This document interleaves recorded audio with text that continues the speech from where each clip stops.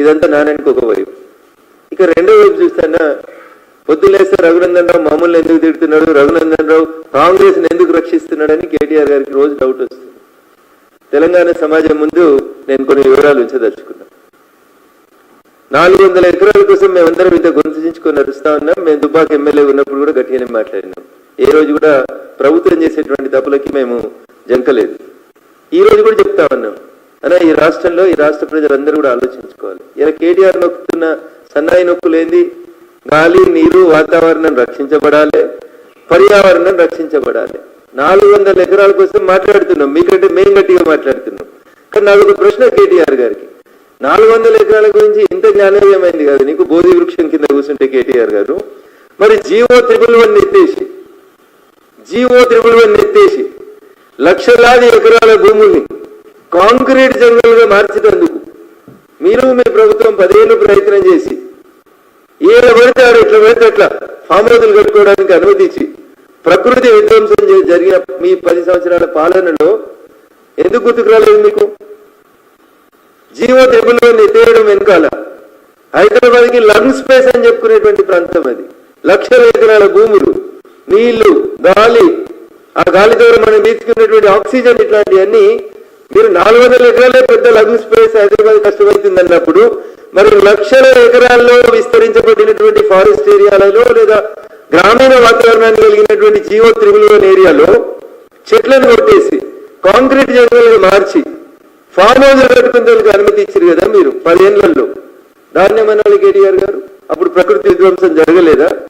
ఇది అడిగితే రఘునందన్ రావు మమ్మల్ని ఎందుకు ప్రశ్నిస్తున్నాడు, గత ప్రభుత్వాన్ని ఎందుకు ప్రశ్నిస్తున్నాడు అన్నాడు.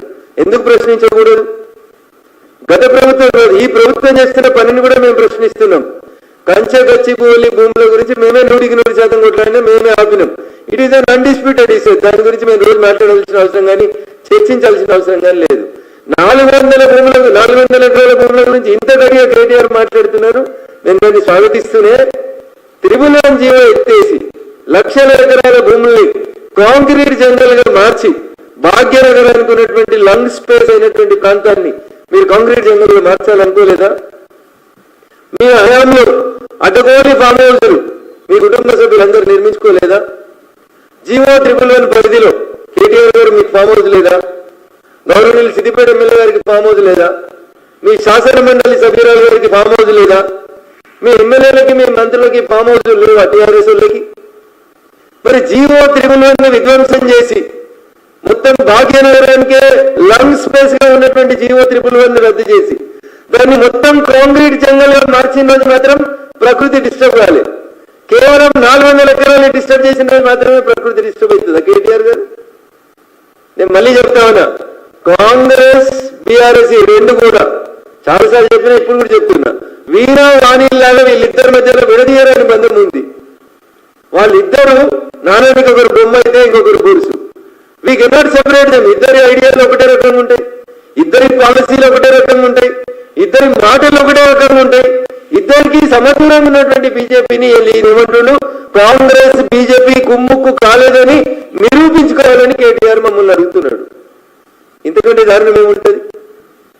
చాలా సందర్భాల్లో కూడా మేము చాలా స్పష్టంగా చెప్పినాం, కాంగ్రెస్ టీఆర్ఎస్ రెండు కూడా వేరువేరుగా ఉన్నాయి, భిన్నంగా ఉన్నాయి. ఇద్దరు సిద్ధాంతాలు కూడా ఒకటే. టీఆర్ఎస్ అధికారంలో ఉన్న 10 ఏళ్ళు అదే ఎంఐఎం పార్టీతో అడ్డగాగింది. అదే ఎంఐఎం పార్టీకి అసెంబ్లీలో విపరీతమైన ప్రయారిటీ ఇచ్చింది. ఒక దేశంలో ఎంఐఎం పార్టీనే ప్రతిపక్ష పార్టీగా చేయాలని చూసారు మీరు.